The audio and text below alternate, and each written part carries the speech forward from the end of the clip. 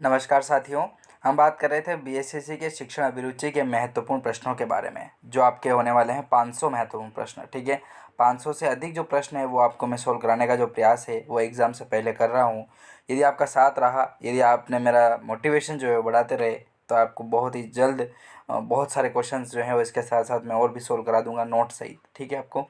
तो इसी कड़ी हम बात कर रहे थे कुछ महत्वपूर्ण प्रश्नों को, और मैं आपको बताना चाहता हूँ पीडीएफ डाउनलोड करनी है आपको, तो लिंक जो है वो मैं आपको डिस्क्रिप्शन में प्रोवाइड करवा दूंगा। तो वहाँ पर जाइएगा, फर्स्ट लिंक आपको यही मिलेगा और उसमें जाकर के आप हमारी जो पीडीएफ है वो डाउनलोड कर पाएंगे। 500 महत्वपूर्ण प्रश्नों की ये पीडीएफ डाउनलोड कर लेना। उसके बाद मैंने वहाँ पर क्लास वाइज आपके हर एक प्रतियोगी परीक्षाओं के नोट्स बना रखे हैं, वो भी आप डाउनलोड कर लेना। ठीक है, ताकि आपकी पढ़ाई की जो गति है वो रुकनी नहीं चाहिए। ठीक है, 10 प्रश्न इससे पहले वाले वीडियो में बात की थी, और 10 से आगे जो 11 प्रश्न है यहाँ से हम शुरू करते हैं और महत्वपूर्ण प्रश्नों को जानते हैं। चलिए, पहला प्रश्न है कि एक अच्छे नेता में निम्नलिखित मुख्य योग्यता कौन सी होती है। एक अच्छा नेता कोई है तो उसके अंतर्गत मुख्य योग्यता कौन सी पाई जाती है। पहला है दल का गठन और उद्देश्य की प्राप्ति करना, और फिर आता है कि व्यक्तियों का सहयोग करना, या दूसरों को अभिप्रेरित करना, या फिर कार्य के लिए आदेश देना। तो देखिए, जो इसका राइट आंसर होने वाला है वो आपके हो जाएगा ऑप्शन नंबर ए, दल का गठन करना। ठीक है, दल का यदि वो गठन कर रहा है, एक मिनट डिस्टर्ब हो गए, हाँ तो क्या है, एक सेकेंड मैं आपको बताता हूँ सारा। हाँ, तो इसका राइट आंसर जो है वो है दल का गठन और उद्देश्यों की प्राप्ति करना। ठीक है, दल का यदि गठन हो रहा है और उद्देश्य की यदि प्राप्ति हो रही है तो एक अच्छा नेता होने का योग्य जो है वो होता है। ठीक है, चलिए अगला प्रश्न है, एक नेता का महत्वपूर्ण कार्य क्या है। दोस्तों, कोई नेता यदि है तो उसका मुख्य कार्य कौन सा है। पहला है कि कार्य का पहल करना, दूसरा ऑप्शन आता है कि व्यक्तियों के कार्य का मूल्यांकन करना, तीसरा आता है निर्देश देना, या चौथा आता है कि संगठन को एक करना और निर्णय लेना। तो जल्दी से आप भी प्रयास कीजिए इसका आंसर देने का। तो 12वें का चौथा आंसर जो है इसका राइट आंसर होगा ऑप्शन कि संगठन को एक करके और उसका निर्णय लेना। ठीक है, यही तो चीज़ होती है यदि कोई लीडर रह रहा है तो। फिर है कि संप्रेषण का अर्थ है संप्रेषण। ठीक है, टीचिंग एप्टीट्यूड क्वेश्चन जो है उनके बारे में बात कर रहे हैं। तो आपको क्या है कि अपना फालतू दिमाग जो है ना वो नहीं लगाना है, जो क्वेश्चन में पूछा गया है उसी का आंसर जो है वो ऑप्शन के आधार पर आपको देना है। ठीक है, चलिए, संप्रेषण का अर्थ क्या है। अनुभव साझा करना, दूसरा है ज्ञान का संरक्षण, तीसरा है संप्रत्यय बनाना, या परंपरा और विचारों की भावनाओं की साझेदारी करना है।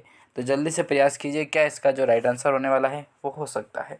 तो संप्रेषण का अर्थ क्या है दोस्तों, 13वें का आंसर बताइए। चौथा जो ऑप्शन है परंपरा, विचारों और भावनाओं की साझेदारी करना, इसका राइट आंसर होने वाला है।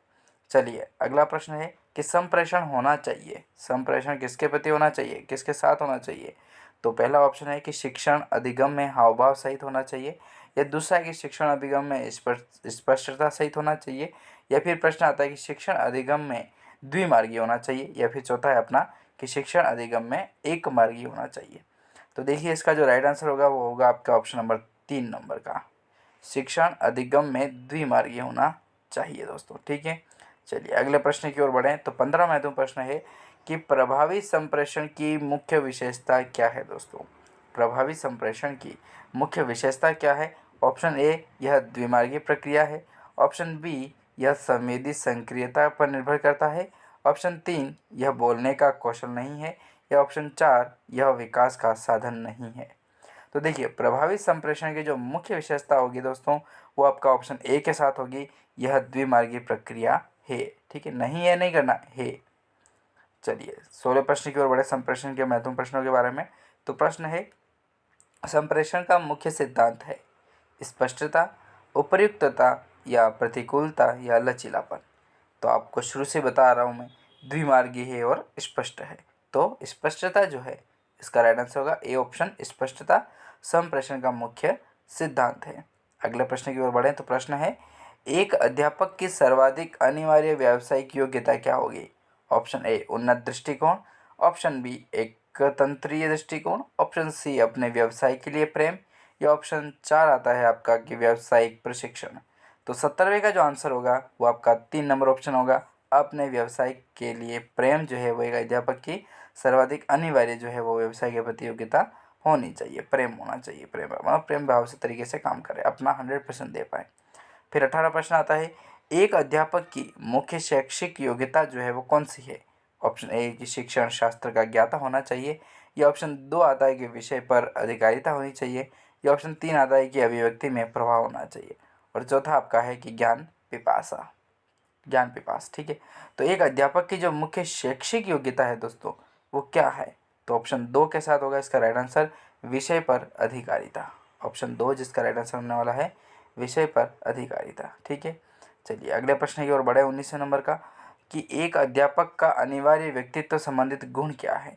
विद्यार्थियों से प्रेम, शारीरिक और मानसिक स्वच्छता। ऑप्शन तीसरा है कि उच्च नैतिक चरित्र, और चौथा आता है आलोचनात्मक दृष्टिकोण। तो एक अध्यापक का जो अनिवार्य व्यक्तित्व है दोस्तों वो आपका होगा ऑप्शन नंबर 3,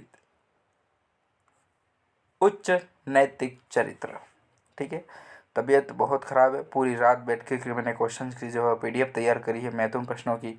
ठीक है, तो अब शरीर मांग रहा है कि थोड़ा रेस्ट किया जाए, लेकिन अभी एग्ज़ाम बहुत नज़दीक है तो रेस्ट हम नहीं कर सकते। ठीक है, ए पर भी नोट्स डालने पड़ते हैं, और कंटेंट राइटर को कंटेंट लिखने के लिए बोलना पड़ता है, टाइपिंग वाले को टाइपिंग के लिए देना पड़ता है, तो काफ़ी जो है वो समय लगता है। और समय की यदि कमी है तो उसको आप जो है वो नाइट को भी काम करिए, दिन को भी करिए, जब टाइम मिले तब आप उस काम को अपना 100% दे करके उसको करिए।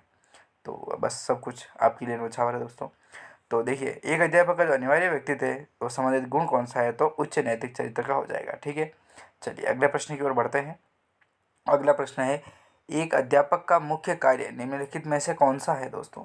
पहला है कि विद्यालय का बजट बनाना, दूसरा है अधिगम करना, तीसरा है विद्यार्थियों को मार्गदर्शन देना, और चौथा आपका है संस्थागत कार्य। ठीक है, चलिए फिर इसी तरीके से हम प्रश्नों को और बढ़ेंगे। ठीक है, इस वीडियो को यहीं समाप्त करते हैं दोस्तों, थोड़ी तबीयत ख़राब है।